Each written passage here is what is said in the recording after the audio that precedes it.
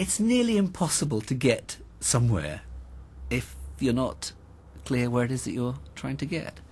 And it sounds so obvious that, and yet I have found over and over again, when I've looked at companies that are in trouble, one of the key things that's missing is a clarity about what it is that they're trying to do. You know, what is success? What is going to be the big tick in the box in 3 years' time, in 5 years' time? That lack of clarity about where you're going creates an enormous number of problems. And it's so simple and so straightforward, and yet any number of times it doesn't happen. For me, a very personal example, when I first arrived at Granada, it was a company in deep trouble. It was in lots of things, including television. People tend to think of it as just being in television, but it was in lots of other businesses. And in none of the businesses was there a clear set of aims as to what success was going to be.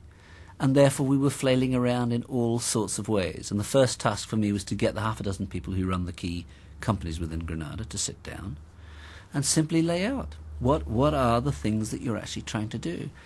And without exception, they didn't know. They didn't know. And it's amazing how helpful it was to those who were up for it to then take on board what was it they were trying to do, so that at least everything they then did and everything they asked other people to do, more importantly, fitted into that overall aim. We were bouncing round and round and round in circles. We didn't know whether we were in the catering business, were we in the hotel business, were we in television, what were we trying to do in television, were we trying to be the largest player in the ITV network. We just didn't know. We just didn't have a clear vision of what it was that we wanted.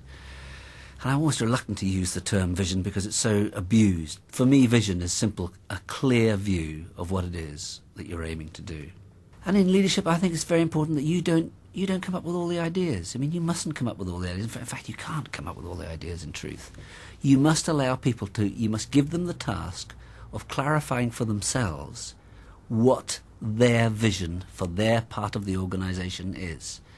That's how you get buy-in. People feel it's theirs because it genuinely is, in many cases, theirs, rather than something that's given down to them from above. Of course, not everybody wants to buy into exactly what it is that you want to do, and therefore it's important that, together you have a very open debate about where you might go, what the aims might be. But once you've had the debate, the decision then has to be taken, where are you going? And once that's done, those who can't buy into it, and there'll be very few, probably none, but those who can't buy into it have to go somewhere else. You can't have people sitting in the organisation who aren't there with you, where you know where you want to go and they're not prepared to.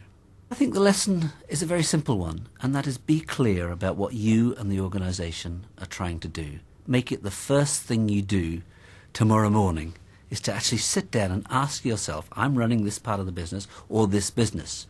What am I trying to do? If you do that, it's amazing how much easier life becomes.